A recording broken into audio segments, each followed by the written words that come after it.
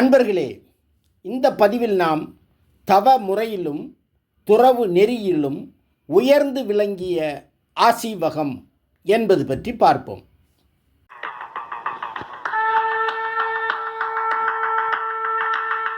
அண்டம் பிண்டம் நிறைந்து நின்ற ஆதிநாதனே போற்றி, அகண்ட பரிபூரணத்தின் ஆதி சாத்தனே போற்றி. தமிழர்களின் ஆசீவகம் சமயம் குறித்தும் அவர்களது கோட்பாடுகள் குறித்தும் தமிழ் இலக்கியங்கள் பலவற்றில் பல்வேறு தகவல்கள் காண கிடைக்கிறது.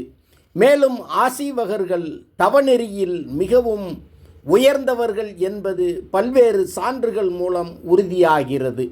ஆசீவகர்கள் தங்களுக்கென தனித்துவமான ஒழுக்க முறைகளை வகுத்து கொண்டு அதற்கு முதன்மை தந்து வாழ்ந்தனர். ஆசீவகர்களின் தவநெறியும் துறவு முறையும் மிகவும் தொன்மையானது. ஆசீவகம் செழித்திருந்த காலம் வரை தமிழர்கள் துறவு வாழ்க்கைக்கே முதன்மை தந்தனர்.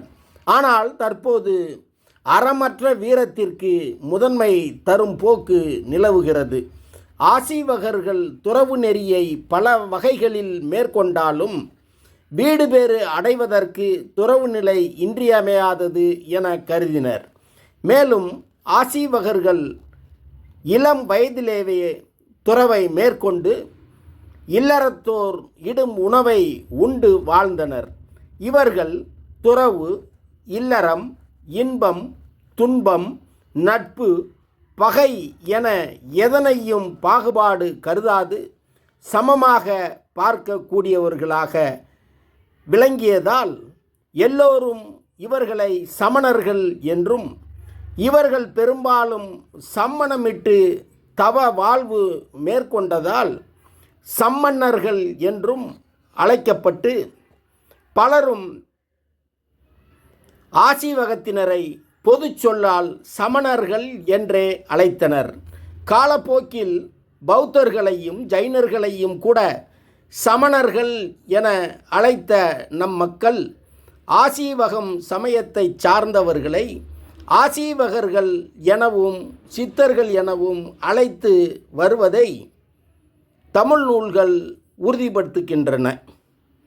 ஆசீவகர்கள் தவ நெறியை தீவிரமாய் கடைபிடித்தவர்கள் என்பதை கடவுள் கோல தன்னலம் பெருந்தவத் ஆசீவகர் எனும் அடிகள் மெய்ப்பிக்கிறது. ஆசீவகர்களின் தவ பயிற்சிகளை பற்றி வடநூல்களிலும் காண கிடைக்கிறது. ஜைன நூலான பகவதி சூத்திரத்தில் ஆசீவக தலைவர்களில், அதாவது ஐயனார்களில் ஒருவரான மர்க்கலி கோசாலர் சூரிய ஒளியில் கைகளை தூக்கிய நிலையில் தவம் செய்ததை பற்றிய குறிப்பு காண கிடைக்கிறது. அதில் மர்க்கலி கோசாலர் துறவின் தொடக்கத்தில் ஒரு வாய் தண்ணீர் மட்டும் பருகி தொடர்ந்து தவம் செய்தார் என்றும், இத்தவத்தின் போது 6 வேளை உணவு உட்கொள்ளாது அவரை விதைகளையும் அரிசி கஞ்சியை மட்டும் உட்கொண்டு உயிர் வாழ்ந்தார் என்றும், இவ்வாறு 6 திங்கள் தவம் செய்த பின் உக்கிரமான ஆற்றலை மர்க்கலி கோசாலர் அடைந்தார் என்றும் கூறப்பட்டுள்ளது. ஆசீவகர்கள் பல்வேறு வகை தவத்தினை மேற்கொண்டார்கள்.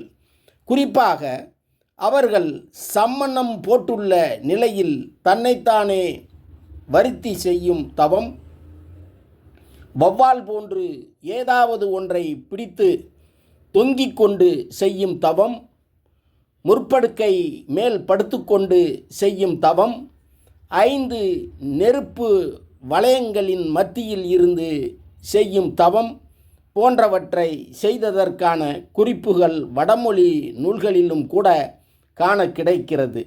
இருந்தாலும் ஆசீவக துறவிகளின் உயர்ந்த தவமாக அவர்கள் மண்பானைகளில் நுழைந்திருந்து செய்யும் தவத்தை கூறுகின்றனர்.